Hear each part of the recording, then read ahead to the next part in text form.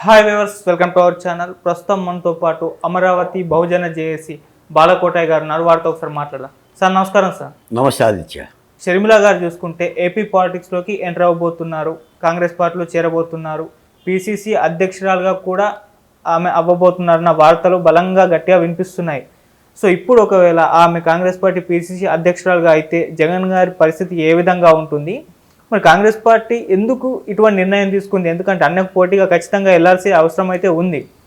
మళ్ళీ ఇంకో వార్త ఏంటంటే షర్మిల గారు ఎమ్మెల్యేగా పోటీ చేసేది పులివెందుల నుంచి అన్న ఒక న్యూస్ కూడా వైరల్ అవుతుంది. మరి పోటీ చేస్తే ఏ విధంగా ఉంటుంది సార్? దీనిపై మీ ఒపీనియన్ ఏంటి? జగన్మోహన్ రెడ్డి గారికి వ్యతిరేకంగా షర్మిల గారిని నిలబెట్టడం కోసం కాంగ్రెస్ పార్టీ ఈ నిర్ణయం తీసుకోవాలి. ఓకే. ఆంధ్రప్రదేశ్ అనే రాష్ట్రంలో కాంగ్రెస్ పార్టీ పూర్తిగా కుదేలయ్యింది. కాంగ్రెస్ పార్టీకి సంబంధించిన నాయకులు, కార్యకర్తలు, ఓటు బ్యాంక్ అంతా కూడా జగన్మోహన్ రెడ్డి గారు అనే ఒక వ్యక్తి కొల్లగొట్టేశాడు, గంపగొత్తంగా లాగేసుకున్నాడు. తిరిగి ఆ పార్టీ ఆ రాష్ట్రంలో కాలు మోనాలి, కాలు పెట్టాలి అని అంటే ఏదో ఒక నాయకత్వం కావాలి. ఇప్పుడు ఆంధ్రప్రదేశ్లో ఉన్న వాతావరణాన్ని బట్టి, రాజకీయ పరిస్థితులను బట్టి కాంగ్రెస్ పార్టీకి కాస్త పగ్గాలు బట్టి నడిపించగలిగే పరిస్థితుల్లో షర్మిల గారు కనిపించారు. ఆల్రెడీ షర్మిల గారు కాంగ్రెస్ పార్టీలో చేరారు.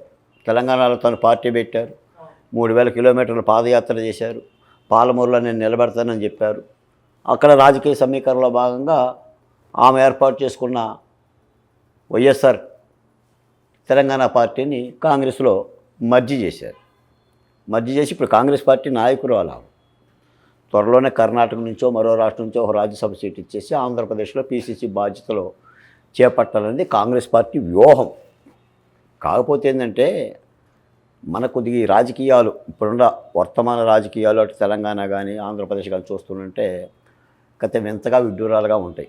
రాజకీయాల్లో కుడి అంటే కుడి కాదు, ఎడమ అని అర్థం. ఎడమ అంటే ఎడమ కాదు, కుడి అని అర్థం. పాతకాలంలో ఉండేవి. ఒక రాజకీయ పార్టీ నుంచి ఇంకో రాజకీయ పార్టీలో పోవాలంటే ఆత్మహత్యా సదృశ్యంగా భావించేవాళ్ళు. అంటే చచ్చిపోయిన వాళ్ళతో సమానంగా భావించేవాళ్ళు. అంత కర్ణకఠోరంగా సిద్ధాంతాల మీద, సైద్ధాంతికత మీద, నిబద్ధత మీద, రాజకీయాల కోసం, ఆ రాజకీయ పార్టీలో సేవా దృక్పథం కోసం ఉండేవాళ్ళు. ఇప్పుడు మనం కాగడాలు పెట్టి ఎతికినా, టార్చ్ లైట్లు వేసి ఎతికినా కూడా వాళ్ళు కనిపించరు. సోమవారం నుంచి ఆదివారం వరకు ఏ రాజకీయ పార్టీలు ఉంటారో కూడా మనం చెప్పలేం. ప్రజలను కూడా అలవాటు చేశారు.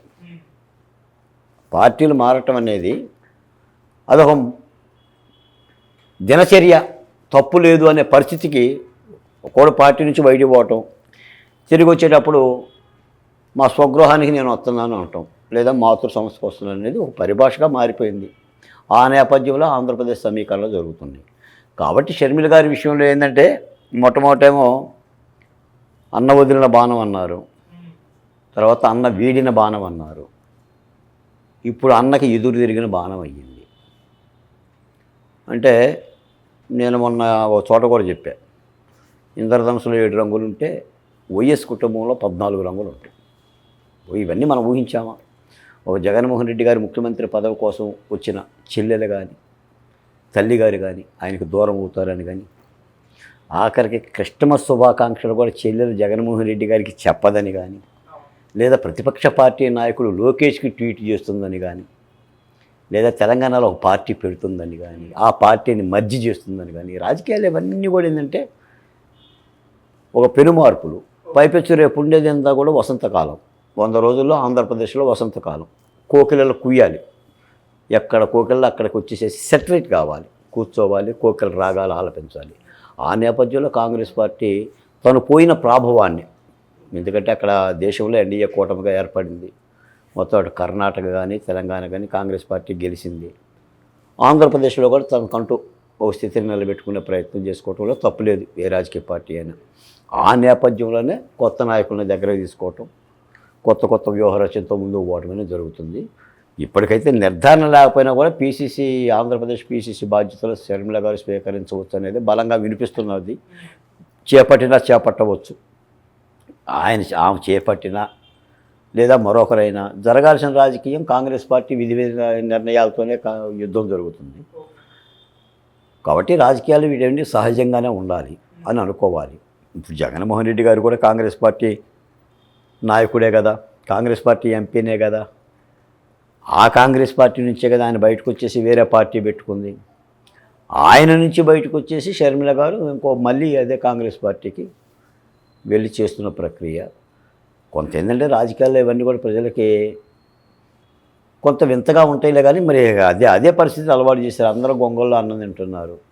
ఆ గొంగల్లో ఉండేవన్నీ వెంట్రుకలే.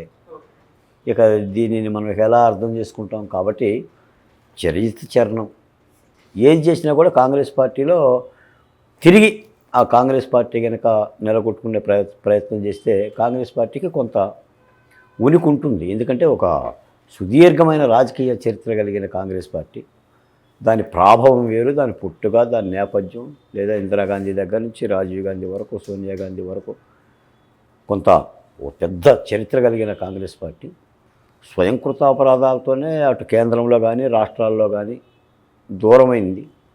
దానిని గ్రహించి ఆ తప్పులను సరిదిద్దుకొని తిరిగి మన కొత్త అడుగులతో ఆంధ్రప్రదేశ్లో అడుగుపెట్టే ప్రయత్నం చేస్తుంది. రాష్ట్ర ప్రజలు అవన్నీ తెలుసు. ఒకవేళ షర్మిల గారు కాంగ్రెస్ పార్టీ పగ్గాలు చేపట్టినా కూడా రాష్ట్ర ప్రజలు ఏంటి అనేది ఆలోచిస్తారు.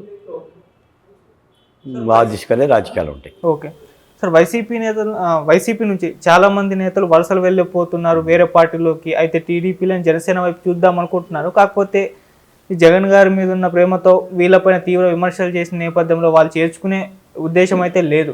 సో వీళ్ళంతా కూడా ఇటు కాంగ్రెస్ పార్టీ వైపు చూస్తున్నట్టు, అందులో జాయిన్ కాబోతున్నట్టు కూడా వార్తలు వస్తున్నాయి.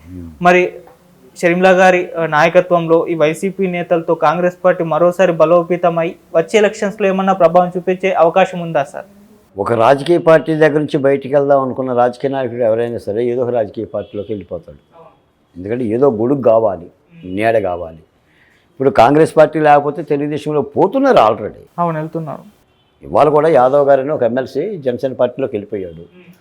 అంతకుముందు వైసీపీకి సంబంధించిన కోటమిరెడ్డి శ్రీధర్ రెడ్డి గారు, ఆనం రామనారాయణ రెడ్డి గారు, ఉండవల్లి శ్రీదేవి గారు, ఇటువంటి వాళ్ళందరూ కూడా తెలుగుదేశం పార్టీలోకి వెళ్ళిపోయారు. రేపు మళ్ళీ కాంగ్రెస్ పార్టీ ఏమన్నా వస్తే కాంగ్రెస్ పార్టీలోకి వెళ్ళిపోతారు. ఎందుకంటే మీకు రాజకీయాలలో ఉండాలి అనే కోరిక కలిగిన వాళ్ళు, రాజకీయాలుగా ఎమ్మెల్యేలుగా పనిచేసిన వాళ్ళు, వాళ్ళ రాజకీయాలను విడిచి ఉండలేరు. ఓకే, మీకు చేపల కనుక నేలలో ఉన్నట్టుగా ఈ రాజకీయ నాయకులు రాజకీయాలనే ఆ కొలంలోనే ఉండిపోతాయి. బయటికి రావడం అనేది చాలా తక్కువ. ఎవరో కాస్త నిబద్ధత గల్లోళ్ళు, కాస్త బాధ్యత గల్లోళ్ళు, కాస్త సిద్ధాంతాల మీద నిలబడే వాళ్ళే రాజకీయాలు తారుమారు అవుతూ ఉంటుంటే ఈ దిక్కుమాల రాజకీయాలు మనకి ఎందుకని అనుకుంటారు తప్ప సహజంగా అందరూ ఈ కోలంలోనే ఎత్తున్నారు. కాకపోతే జగన్మోహన్ రెడ్డి గారు దగ్గరకు వచ్చేసరికనే ఆయన నమ్ముకున్న ఎమ్మెల్యేలకి ఆయన సీట్లు దించుతున్నాడు. దానికి ఆయన చెప్తుంది ఏంటంటే నా దగ్గర సర్వే ఆధారాలు ఉన్నాయి, నువ్వు గెలవని పేరు పెట్టేస్తున్నాడు. వాళ్ళు గెలుస్తారో లేదనే సంగతి తెలియదు. ఇప్పుడు నాకు బలం ఉంది, 151 మంది బలం ఉంది, నాకు ఓట్ల బలం ఉంది, 99% హామీలు నేను అమలు జరిపాను, ఇన్ని లక్షల కోట్ల రూపాయలు నేను పంచాను, నేనే ఉత్తముణ్ణి, నేను సింహాన్ని, ఇన్ని మాటలు చెప్పిన వైసీపీ పార్టీ తన దగ్గరున్న ఎమ్మెల్యేలని, పైపెచ్చు ఇద్దరిని ముగ్గురిని కాదు, దాదాపుగా 60-70 మంది ఎమ్మెల్యేలని స్థానచలనం చేస్తున్నామంటే, బయటికి పంపిస్తున్నామంటే, ఆఖరికి స్పీకర్ తమ్మినేని సీతారాం గారు కూడా రాజీనామా చేసే పరిస్థితికి వస్తున్నారంటే ఆ పార్టీ స్థితి ఏంటో అర్థం చేసుకోవాలి. మాకు అర్థమవుతుంది ఏంటంటే ఇదంతా జగన్మోహన్ రెడ్డి గారి యొక్క మూర్ఖపు విధానాల మూలానే ఆ పార్టీ ఆ విధమైన కుదేలు అవుతుంది. ఎందుకంటే ఏ రాజకీయ నాయకుడైనా, ఏ పార్టీ అధినేత అయినా నేనే మోనార్క్ని, నేను చెప్పింది మీరు వినాలి, నేను చేసేదే శాసనం అనే తత్వం కలిగిన రాజకీయ పార్టీలు ప్రజాస్వామ్యంలో బతకలేవు. మీకు అధికారం వస్తే అధికారం వచ్చి ఉండొచ్చు, అధికారం రావటం వేరు, వచ్చిన అధికారాన్ని మరోమారు నిలబెట్టుకోవటం వేరు.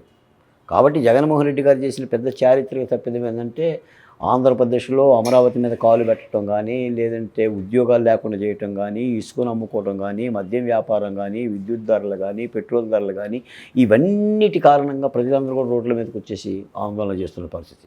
ఏ సామాజిక వర్గం మీద కూడా రోడ్డు మీదకి రాని సామాజిక వర్గం లేదు. ఉద్యోగస్తులు వచ్చారు, పెన్షనర్లు వచ్చారు, భవన నిర్మాణ కార్మికులు వచ్చారు, అంగన్వాడీ టీచర్లు వచ్చారు, ఆయాలు వచ్చారు, పారిశుద్ధ్య కార్మికులు వచ్చారు, అమరావతి రైతులు వచ్చారు, విశాఖ ఉక్కు కార్మికులు వచ్చారు, ప్రత్యేక హోదా పిపాసకులు వచ్చారు, అందరూ వచ్చారు. అంటే రాష్ట్రంలో పరిపాలన అలాంటి పరిస్థితికి వచ్చింది. కాబట్టి ఈ రాష్ట్ర ప్రభుత్వంలో కనీసం దాన్ని పునరాలోచిద్దాం, సరిదిద్దుకుందాం అన్న కోణం కూడా లేదు. అప్పులతో పరిపాలన చేస్తున్న పరిస్థితి. రాష్ట్ర ప్రజలు కూడా ఇదంతా అర్థమైంది. ప్రభుత్వం మీద విపరీతమైన వ్యతిరేకత ఉంది. నిజంగా జగన్మోహన్ రెడ్డి గారు నువ్వు పనికిరావు అంటే కారణం ఎవరు? జగన్మోహన్ రెడ్డి గారే. నా ఫోటో ఉంటే చాలు మీరు గెలిచేస్తారన్న జగన్మోహన్ రెడ్డి గారు. మరి ఇప్పుడు ఆయన ఫోటో ఉందిగా, గెలుస్తారు కదా. ఎందుకు మారుస్తున్నాడు అంటే నీ ఫోటో పనిచేయట్లేదని అర్థం. నీ ఫోటో పనిచేయట్లేదని అర్థం. ఆఖరికి నువ్వు పెట్టుకున్న వాలంటీర్లు కూడా సమ్మె చేసే పరిస్థితికి వస్తున్నారు కదా. వాళ్ళు కూడా ఎన్నిటి నుంచో గత 2 ఏళ్ళ నుంచి జీతాలు అడుగుతుంటే ఆ జీతాలు ఇవ్వకుండా నువ్వు పరమవీర చక్ర, నువ్వేమో పరమ ఈ చక్ర ఆ చక్ర అని బిరుదులు ఇచ్చేసి తాత్కాలికంగా పెట్టావు. ఈరోజు నువ్వు వాళ్ళు కూడా సమ్మె చేసే పరిస్థితికి వచ్చేసారు. కాబట్టి ప్రజాస్వామ్యంలో ఎంతటి వారైనా సరే భారతదేశ ప్రజాస్వామ్యంలో ప్రజల మన్ననలు అందుకునే విధంగా ప్రజాస్వామికత్వం ఉంటేనే రాజకీయ పార్టీలు బతుకుతాయి తప్ప ఏకచిత్రంగా నేనే రాజు నేనే మంత్రి అనే పద్ధతిలో ఉంటే రాజకీయ పార్టీల మనుగడ కూడా చాలా కష్టం అవుతుంది. సార్ ఇంకో డౌట్, ఇప్పుడు అంటే రీసెంట్గా క్రిస్మస్కి షర్మిల గారు లోకేష్ గారికి ఒక గిఫ్ట్ ఇచ్చారు, విషెస్ తెలిపారు. సో షర్మిల గారు ఇటు టీడీపీతో సత్సంబంధాలు ఉన్నాయని చెప్పేసి ఒక వార్త అయితే వెలుగులోకి వచ్చింది. ఇక్కడ చూసుకుంటే టీడీపీ పార్టీ కాంగ్రెస్ పార్టీకి మద్దతు తెలిపింది. మరి ఇప్పుడు షర్మిల గారు అక్కడ కాంగ్రెస్ పార్టీలో పిసిసి అధ్యక్షులుగా చేయబోతున్న వార్త వస్తుంది. మరి అక్కడ ఏపీలో కాంగ్రెస్ పార్టీ తెలుగుదేశం పార్టీ కలిసే ఛాన్స్ ఏమన్నా ఉందా? షర్మిల గారు ఏదో లోకేష్కి ట్వీట్ పెట్టారు, క్రిస్మస్ శుభాకాంక్షలు తెలిపారు కాబట్టి, లేదా తన కొడుకు వివాహానికి ఏదో వెడ్డింగ్ కార్డు చంద్రబాబు నాయుడు గారు పంపించారు కాబట్టి కాంగ్రెస్ పార్టీ తెలుగుదేశం పార్టీ ఆంధ్రప్రదేశ్లో కలుస్తుందా అంటే అలాంటివి కలవు, అలాంటివి జరగవు. పొత్తు ఆమె సహజంగా ఏంటంటే అన్నకి చెప్పుకోవాలి. అన్న నుంచి దూరం అయింది కాబట్టి చేసి ఒక మానవ సంబంధాలతో ఆ ట్వీట్లు చేస్తున్నారు తప్ప దానిని పొత్తుగా భావించే పరిస్థితి ఆంధ్రప్రదేశ్లో అలాంటి పరిస్థితులు లేవు. మీకు ఆల్రెడీ 2 రాజకీయ పార్టీలు పొత్తు కలిసినాయి అక్కడ. కాంగ్రెస్ పార్టీ తిరిగి నిలబడే ప్రయత్నం చేస్తుంది. ముందు ఆ పార్టీ నిలబడాలి అంతే తప్ప ఇంకా ఆ పార్టీ అక్కడ కొంత ఓటు బ్యాంకుని సాధించే పరిస్థితిలో కూడా రాలా. అందుకని స్థితిని కాపాడుకొని రేపు ఎన్నికల నాటికి కొంత తన ఉనికిని చాటి చెప్పాలనే నేపథ్యం జరుగుతుంది. అలా తెలుగుదేశం పార్టీతో కాంగ్రెస్ పార్టీ అసలు కలవదు. ఇంకా తెలుగుదేశం పార్టీ ఇంకా వేరే కోణాలు ఎలా జరుగుతాయి ఏంటి అనేది చూడాలి. అంటే పెద్ద బలమైన పార్టీ కాదే కానీ తన స్థితికి సంబంధించి జరుగుతుంది. ఆ పనిలోనే షర్మిల గారు ఆ నాయకత్వ బాధ్యతలు తీసుకొని చేస్తాడు.